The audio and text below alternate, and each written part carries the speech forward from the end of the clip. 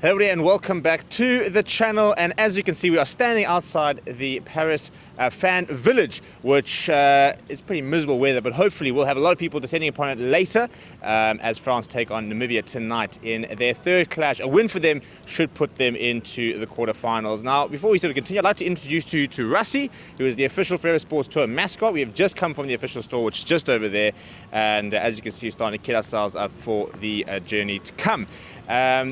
We're a couple of days away from kickoff, 2 days. Ireland is going to announce their team a bit later today, expecting them to go with a 5-3 split after Rassie Erasmus, Jacques Nienaber have very much rattled a lot of cages going with a 7-1 split. And I wanted to put a bit of video about talking about exactly the whole 7-1 split concept and what everybody thinks about it. Now, within the rules, it is completely acceptable, and that is what everybody has to say. But in particularly, obviously Matt Williams is someone who's everybody's talking to about a lot. He's come out and he's said that it's morally not right to go with a 7-1 split.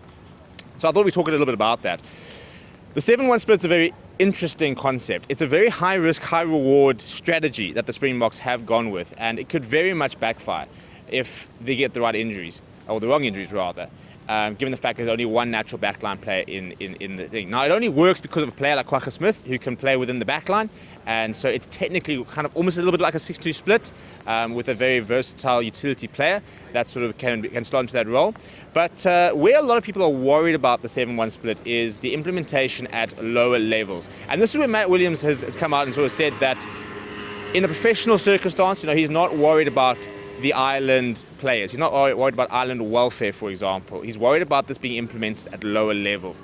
Now, I think that's a bit of an interesting one to have. And basically what he said is he reckons that World Rugby will change their laws because of the 7-1 split. Now, we'll have to wait and see whether that will be the case, but this issue comes with talking about, grassroots levels of rugby.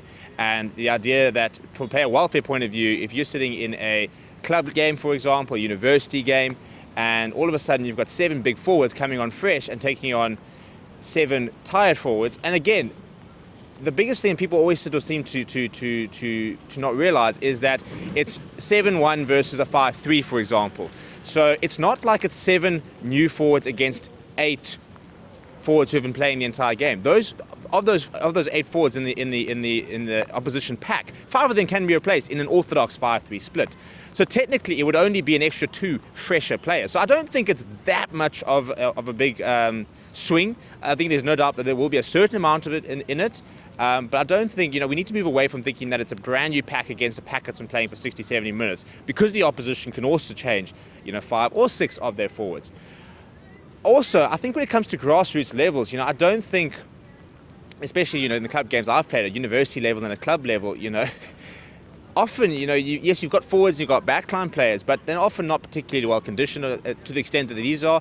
And often, you've got club games where you'll have somebody who's starting at centre, moving suddenly back to the flank if they might have to. So, from that perspective, it's not always as clear cut when it comes to sort of the grassroots levels with regards to the different frames, the different sort of builds of players. So, whilst it's a very interesting conversation, and maybe it's a conversation that has to be had, I think it's a little bit dangerous to just come out and say it's morally not acceptable to go with the 7-1 split, given the fact that, first of all, we've only seen it happen once, and second of all, we don't actually fully understand what the ramifications are.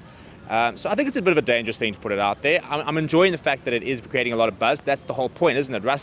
Good old Rassie is the master of deflecting attention away from game stuff, and this is another way that they have done it. So the Springbok management have always been, especially this particular Springbok management, have very much been on the cutting edge of trying new things and stuff, and this is the next step.